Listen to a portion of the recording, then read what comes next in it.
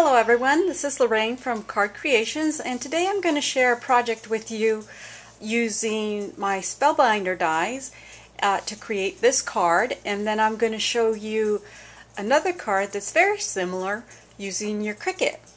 And we'll go ahead and get started, and I'll show you the pieces that I used to cut the frames and ovals for the front of this card, which is a Spellbinders, and I'll show you the ones I've used. Okay, I used this large frame on this card, on this set, and this is called Fleur-de-lis squares.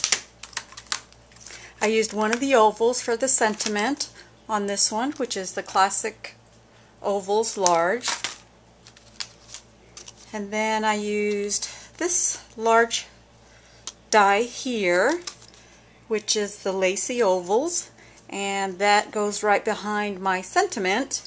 And then I also used the large piece here, which this is floral doily motifs, and this is the card that I finished using those dies. So I wanted to give you an alternative to the dies, just in case you don't have any Spellbinders and would like to use your Cricut. So I used the Lacy Labels cartridge, and I'm going to show you the pieces that I cut for the card, and I'll show you the card in a minute. Just lost my glasses. Here we go. Okay, I used this shape here, and it's the Heart 2, and this is cut at 4 1/4 inches. Okay, there's my other pieces. These were too small, so I'm just using them to demonstrate, and I went ahead and wrote on them. This is the Thanks oval shape, and I cut that at 2 1/4 inches. This piece is the Beautiful, and I cut that at 3 1/4 inches. And then this circle is the Bliss, and I cut that at 4 1/4 inches. Now, all the images that I cut are the first image in the row of the specific cut. Alright, so here's my pieces. Now I went ahead and took the large oval, or the round circle piece, and I cut it in half. And I cut it opposite the two little, there's one area here, oh I'm sorry, there's one area here that has two little cutouts, all the rest have one. I cut it on the opposite end, so don't go through that section there. Hope that makes sense. Okay, so I cut that apart because what I want to do is I want to extend my centerpiece to look larger than what it actually is. So I'm going to add adhesive to the bottom of this, and then I'm going to position it where I think it would fit, and if there's any portion that's sticking out, like these little tabs here, I'll just cut those off. So, let's see. Line it up at the top and at the bottom. Okay.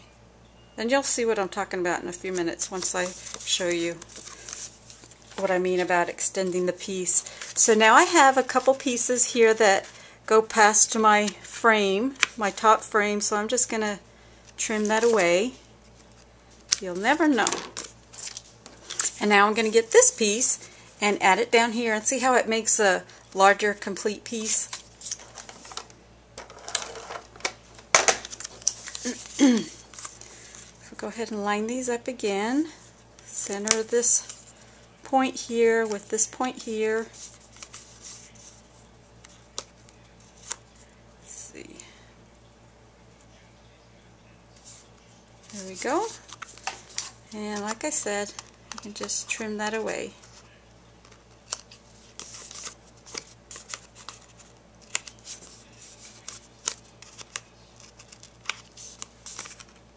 Okay. Alright, so then now we have a larger piece to add to the front of our card.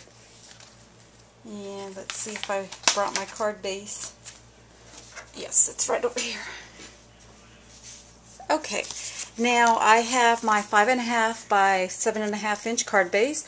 I added a plain white mat on this, and then I cut a smaller mat which has a leaf, an embossed leaf design on this mat. So I'm going to add that next. And I've already got my score tape on the back, and the reason for that is because I want to go ahead and add my bow.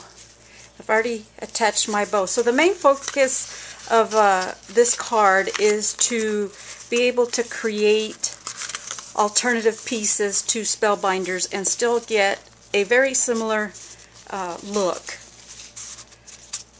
So I'm adding my bow. I'm going to move it over to that side and kind of line it up. Well, actually, let's remove the bow because I forgot a step.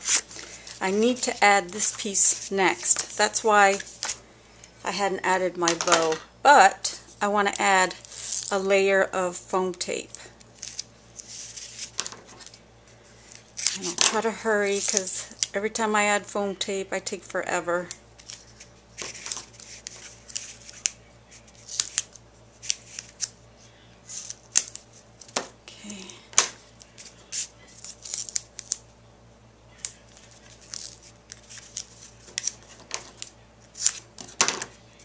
One more piece down here, kind of went crooked, so I'm going to have to add an additional piece right there. Okay, let me peel this off.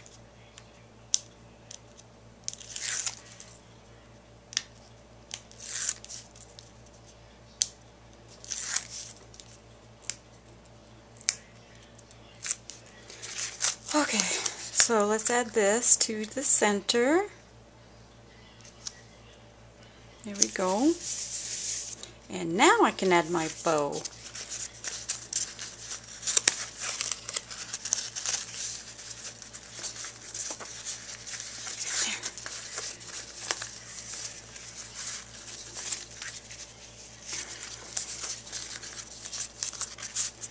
Okay, so once I remove my score tape, my ribbon will be attached to my card. And everything should stay in place.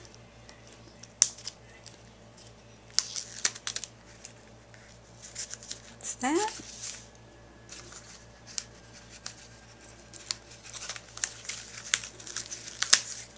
Just check the front, make sure it's straight. Okay.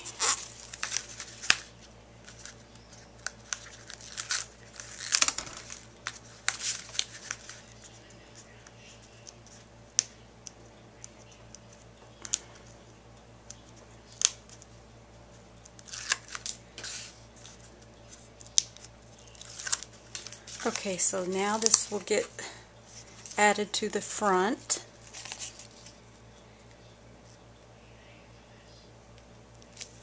Alright, there we go. Okay, so then the next thing we want to add is this frame here. And I've got 2 layers of foam tape.